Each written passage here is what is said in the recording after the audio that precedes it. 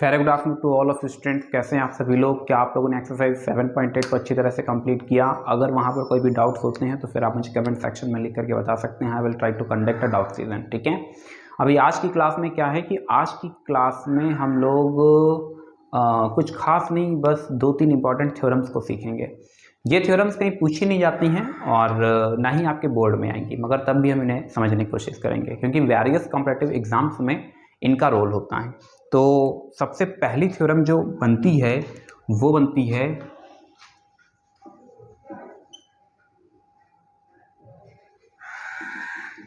लेविनेट्स rule for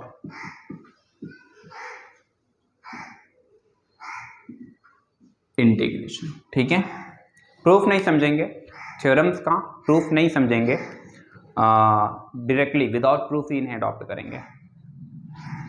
लेबनेट्स rule की बात करते हैं तो लेबनेट्स ने कई रूल दिए हुए हैं। इसमें पर्टिकुलर एक रूल जो आपके लेवल पर है उसको डिस्कस करेंगे। हालांकि वो भी आपके लेवल पर नहीं है, मगर KVPY जैसे कॉम्पिटिशन्स में 1-2 क्वेश्चन पूछे गए हैं इस रूल पर बेस्ड। ठीक है, तो ये हमको क्या बताता है, इसे जरा समझने की कोशिश करते हैं।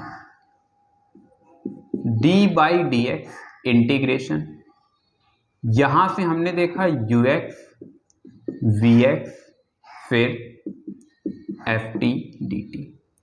इसको क्या करना है, इसको इंटीग्रेट भी करना है, डिफरेंशिएट भी करना है। समझेंगे जरा ध्यान से। अगर हम डेफिनेट इंटीग्रल की बात करते हैं तो मैंने आपको ये बताया है a to b fx dx। हालांकि इसके इवैल्यूएशन का प्रोसेस अभी नहीं बताया था। ये अपर लिमिट होता है, ये लोअर लिमिट होता है, आप अच्छी तरीके से जानते हैं। a is known as the lower limit of the definite integral and b is known as the upper limit of the definite integral. हमने मान लिया कि यहाँ से जो भी आउटपुट मिलता है, कोई भी एक हमें न्यू फंक्शन देखने को मिलता है, तो जब न्यू फंक्शन मिलता है तो इस पर एक बार चलेगा अपर लिमिट और एक बार चलेगा लोअर लिमिट। क्या इतनी बात सभी लोग समझ पाए?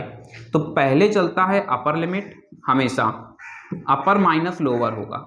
पहले अपर लिमिट चलेगा फिर लोअर लिमिट चलेगा। इसी कंसेप्ट का इस्तेमाल यहाँ पर किया जा रहा है, आप समझने की कोशिश करेंगे। तो पहले आएगा upper limit f of vx और फिर जो vx होगा उसको डिफरेंशिएट कर देना है, माइनस फिर आएगा लोअर लिमिट। लोअर लिमिट में क्या आ जाएगा, u dash x f of ux। ठीक है, इसे लेबनेट्स रूल फॉर इंटीग्रेशन बोला जाता है। इसका जो ओरिजिनल रूल है वो पार्शियल डेरिवेटिव से थोड़ा सा रिलेटेड है, फिर पार्शियल डिफरेंशिएशन अभी आप जानते नहीं हैं, इसलिए उस रूल को नहीं मेंशन कर रहे हैं। इसमें फंक्शन जो है वो एक वेरिएबल पर बेस्ड है t, उसमें जो फंक्शन होगा वो 2 वेरिएबल पर बेस्ड हो जाता है। ठीक है, हालांकि for single variable and for dual variable दोनों पर ही बेस्ड क्वेश्चन पूछे गए हैं KVPY जैसे कॉम्पिटिशन में। अभी इतना ही सीखेंगे, फिर कभी जब बढ़ाएंगे या कुछ रिवीजन कराएंगे तो फिर इसका दूसरा भी एक्सटेंडेड वर्जन इसका बताएंगे जो ओरिजिनल फॉर्म है। तो यहाँ से एक हमने सीखा लेबनेट्स रूल, ये आप अच्छी तरीके से समझ गए हैं। क्या होता है upper limit minus lower limit. तो अपर लिमिट आपको देखने को मिल रही है फंक्शन के अंदर रखा गया है, लोअर लिमिट भी आपको देखने को मिल रही है फंक्शन के अंदर रख दिया गया है। जो अपर पोर्शन पर है उसको डिफरेंशिएट किया गया, जो लोअर पोर्शन पर उसको डिफरेंशिएट किया गया। याद रखना यहाँ पर जो a और b होते हैं वो दोनों ही बच्चा क्या है, कांस्टेंट वैल्यूज हैं। क्या है, कांस्टेंट। जबकि यहाँ पर जो हम अडॉप्ट कर रहे हैं ux और vx वो एक्चुअली कांस्टेंट ना होकर के फंक्शन ऑफ x हैं, यानी वेरिएबल है। क्या है, फंक्शन ऑफ x है यानी वेरिएबल है। अगर अभी आज की क्लास में कुछ कम समझ आए तो इस क्लास को 1-2 वीडियोस देखने के बाद फिर इसे देखना। ठीक है, तो वहाँ पर डेफिनेट निकल ये जो बताने की कोशिश कर रहे हैं वहाँ पर इसका इस्तेमाल होगा। कुछ क्वेश्चंस देख लेंगे तो आपको समझ आ जाएगा, और फिर जब आप इस फॉर्मूले को देखेंगे तो फिर ये फॉर्मूला एग्जैक्टली आपको समझ आएगा। दूसरा केस यहाँ से देखते हैं। ये लेबनेट्स रूल हमने सीख लिया है, इसी के साथ में एक दूसरा केस हम लोग समझने की कोशिश करेंगे। और दूसरा केस क्या कहता है जरा ये देखते हैं। जो मैंने आपको पढ़ाया a to b fx dx, इस डेफिनेट इंटीग्रल को एक्चुअली मैंने ज्योमेट्रिकली इंटरप्रेट कराया एरिया से। एरिया किससे इंटरप्रेट कराया, एरिया से। ठीक है, ध्यान से समझेंगे बच्चा।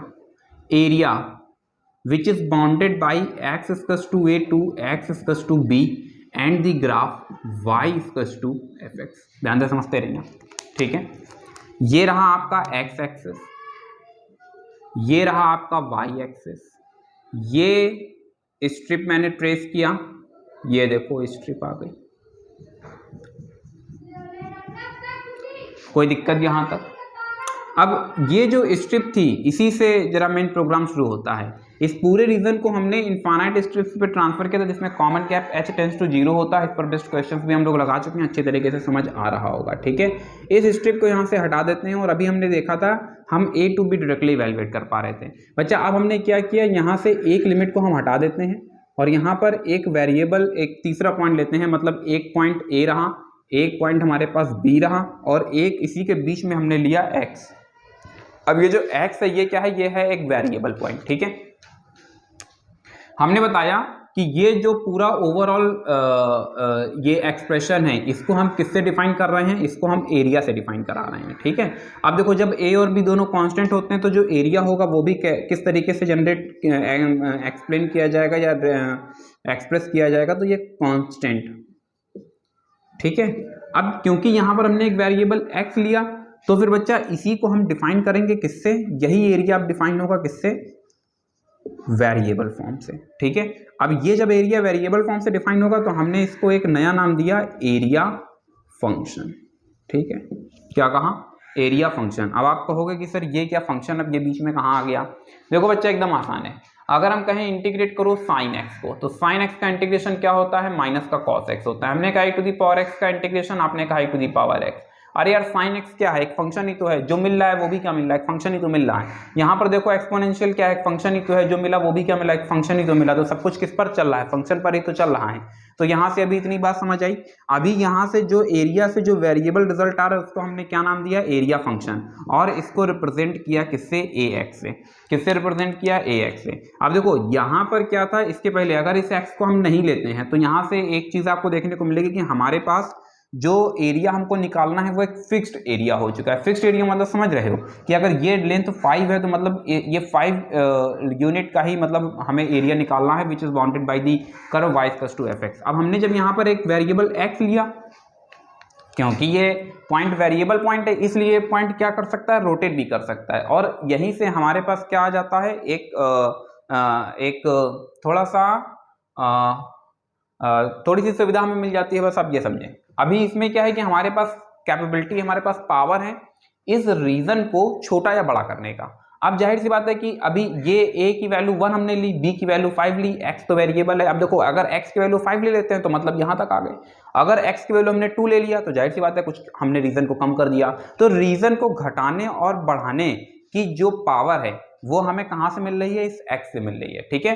तो ध्यान से समझेंगे, इस केस में हमने एरिया फंक्शन लिया और यहीं से एक जनरेट होता है first fundamental theorem of definite integral. क्या कहा गया, first fundamental theorem of definite integral. First fundamental theorem. इसके पहले एक नोट पॉइंट आपको और बता देते हैं, इंटीग्रल कैलकुलस। अब आप बोलेंगे सर ये क्या नई चीज आ गई। बच्चा इंटीग्रल कैलकुलस का मतलब ये है कि definite integral, definite plus indefinite मिल करके बना देते हैं क्या, इंटीग्रल कैलकुलस। क्या कहा, डेफिनेट और इनडेफिनेट मिलकर के क्या बनाते हैं, इंटीग्रल कैलकुलस। डेफिनेट और इनडेफिनेट मिलकर के क्या बनाते हैं, इंटीग्रल कैलकुलस। बीएससी में एडमिशन लेंगे, बीटेक में एडमिशन लेंगे, वहां पर आपको फिर ये इंटीग्रेशन टॉपिक इंटीग्रेशन के नाम से नहीं देखने को मिलेगा, वहां पर नाम लिखा होगा इंटीग्रल कैलकुलस। और उस इंटीग्रल कैलकुलस के अंदर आप देखेंगे तो आपको डेफिनेट और इनडेफिनेट दोनों ही देखने को मिल रहे होंगे। अब अच्छा यहाँ से देखो, यहाँ से जनरेट होती है first theorem, first fundamental theorem, first fundamental theorem. अगर हम पूरा कंप्लीट नाम पूछें तो फिर आप क्या बताएंगे, first fundamental theorem of integral calculus. क्या नाम बताएंगे, first fundamental theorem of integral calculus. जब फर्स्ट क्लास में इसको ज्योमेट्रिकली इंटरप्रेट करा रहे थे with the help of area, तो मैंने आपसे कहा हुआ था कि जो fx होगा वो हमेशा कंटिन्यूअस होगा in the close interval ab। और यहाँ से fx के बारे में कुछ इंफॉर्मेशन दी हुई थी और यहीं से इस थ्योरम को लेते हैं। तो ये थ्योरम आपको ये बताती है कि a डैश एक्स, अगर a x को हम डिफाइन कर पा रहे हैं a2x fx dx, ध्यान से समझना। ax क्या है? एरिया फंक्शन है। इसको एरिया फंक्शन नाम क्यों दिया गया है? क्योंकि यहाँ से जो भी एरिया निकलता है वो वेरिएबल फॉर्म पर निकलेगा। वेरिएबल फॉर्म पर क्यों निकलेगा? क्योंकि हमने एक पॉइंट ही ऑलरेडी वेरिएबल फॉर्म पर ले रखा है।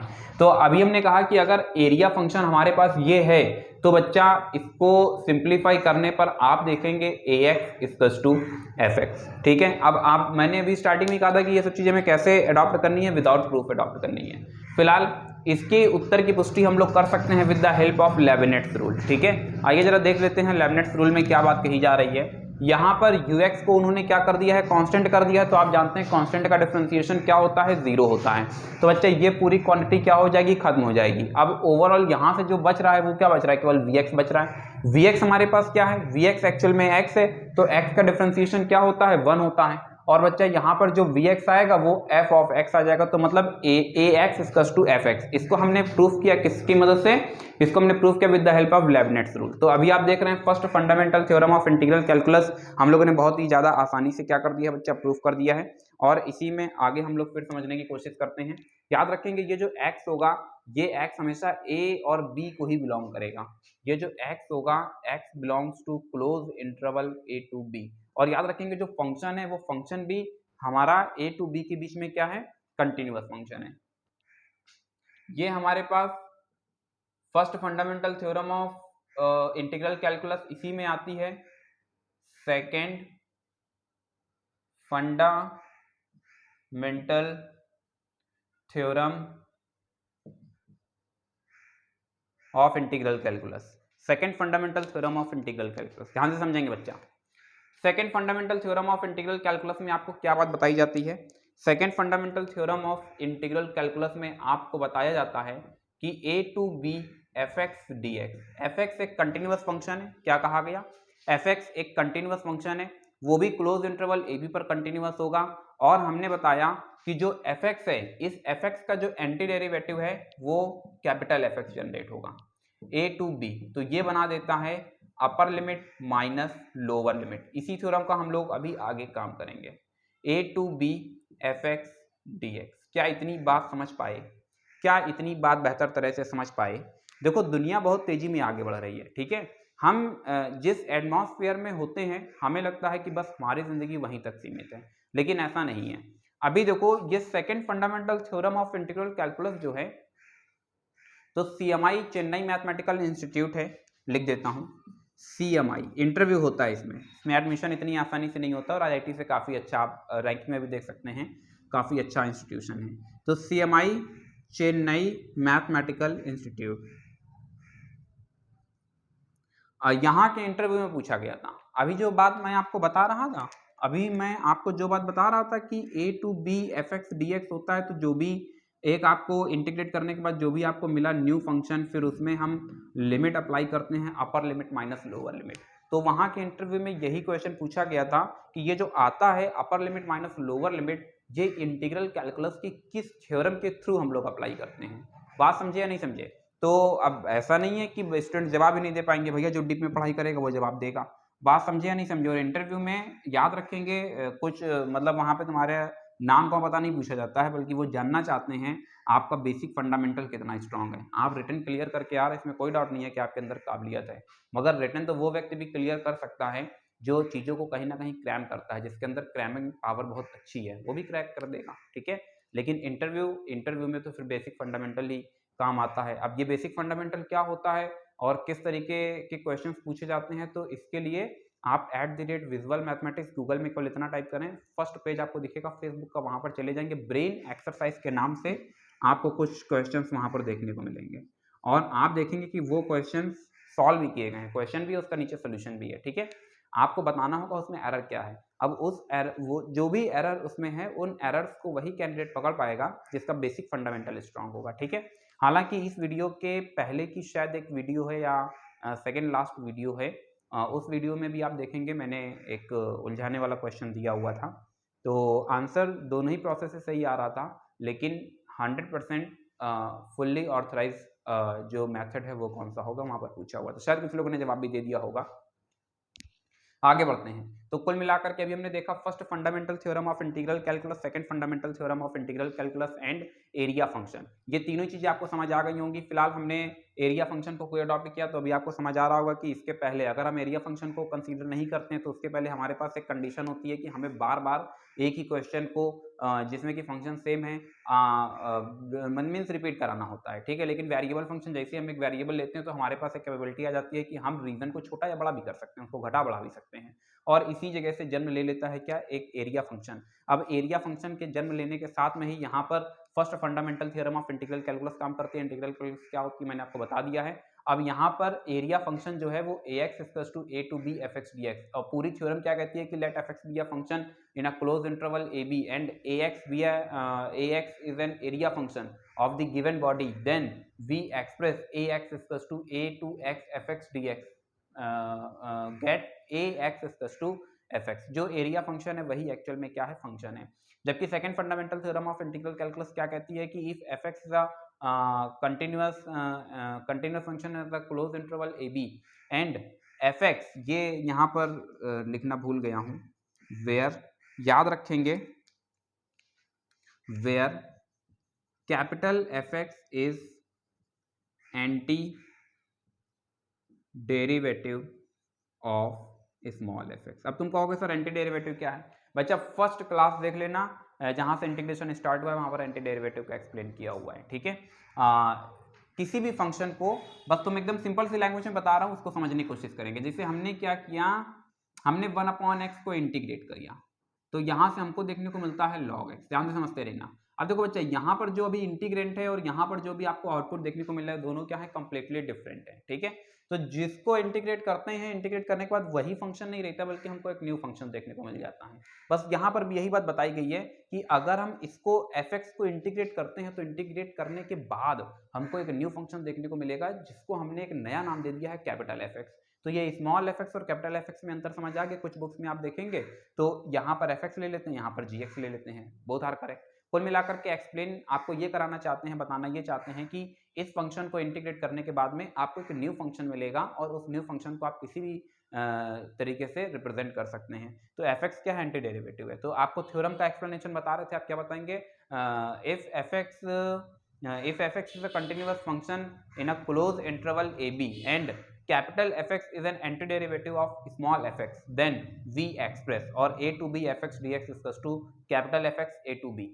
इसमें एक बार अपर लिमिट आता है, एक बार लोअर लिमिट आता है। आइए इस बात को भी समझने की जरा कोशिश करते हैं। यहाँ पर ये जो b है ये क्या है, ये अपर लिमिट है। आपको याद होगा क्लास की शुरुआत में अभी मैं यही बात बता रहा था, अपर लिमिट, और यहाँ से ये आपको क्या देखने को मिलेगा, लोअर लिमिट्स, ठीक है, लोअर लिमिट्स। तो कुल मिलाकर के आप जब बुक को ओपन करते हैं तो आपको बुक में देखने को मिलता है कि ये विदाउट प्रूफ ही अडॉप्ट किए जाएंगे। फिलहाल थ्योरम नंबर 1 का प्रूफ मैंने आपको दिखा दिया है और इसका भी प्रूफ सम प्रॉपर्टी से definite integral as the limit of the sum से आप करके आए हैं। तो फिर मुझे नहीं लगता कि अब यहाँ पर कोई दिक्कत वाली बात है। फिलहाल आज के लिए बस इतना ही। Thank you so much to all of you and God bless you all.